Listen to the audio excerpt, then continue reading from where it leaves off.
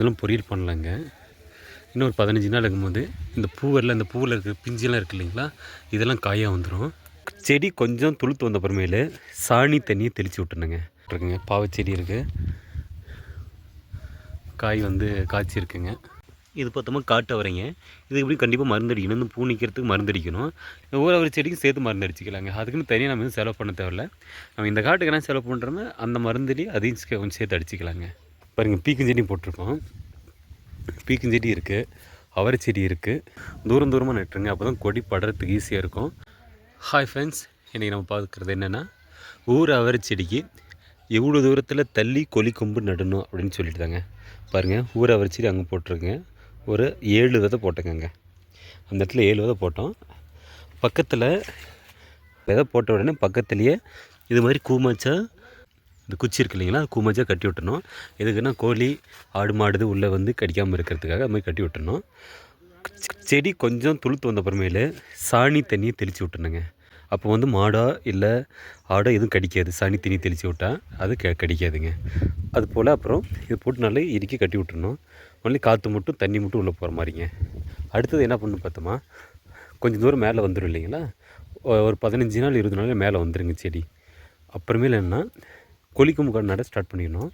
கொலிக்கம்பு எப்படின்னா, செடியிலேருந்து ஒரு 4 to 5 அடி தள்ளி இது மாதிரி கொலிக்கம்பு நடணுங்க. பாருங்கள், பீக்கஞ்செடியும் போட்டிருக்கோம். பீக்கஞ்செடி இருக்குது, அவரை செடி இருக்குது, ஊர் அவரை செடிங்க. இது வந்து தை மாதம் பண்டிகைக்கு இது வந்துடுங்க. இப்போ வந்துருச்சு. இப்போ குழம்பு வைக்கலாம். இப்போ பார்த்தோம்னா இதெல்லாம் பொரியல் பண்ணலாங்க. இன்னும் ஒரு 15 நாள் இருக்கும்போது இந்த பூவெல்லாம் இந்த பூவில் இருக்க பிஞ்செல்லாம் இருக்குது இல்லைங்களா, இதெல்லாம் காயாக வந்துடும். இது வந்து பார்த்தோம்னா 3 மாதத்துல இந்த காய் வந்துடுங்க.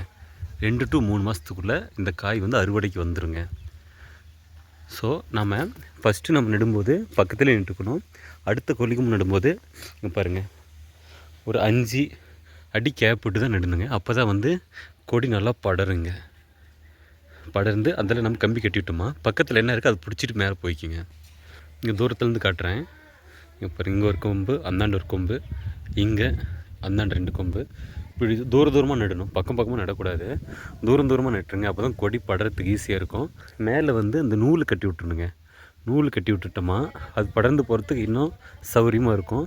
அப்போ உங்களுக்கு செடிங்க ஒன்றுக்கு ஒன்று போட்டு அமுத்தாமல் தனித்தனியாக போய் படர்ந்து காய் விடுங்க.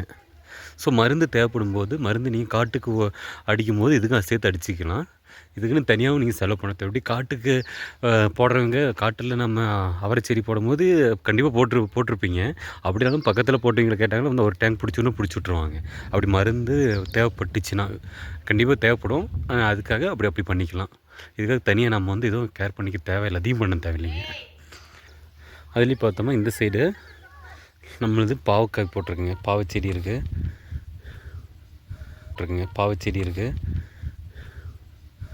காய் வந்து காய்ச்சிருக்குங்க.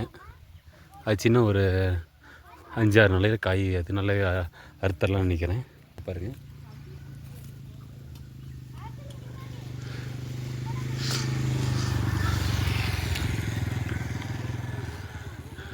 இது பீக்கங்காய்ங்க. இங்கே பீக்கஞ்செடி போட்டிருக்கு, பீக்க வந்து இருக்குது. ஆல்ரெடி அறுத்து வச்சுங்க. பாருங்கள்,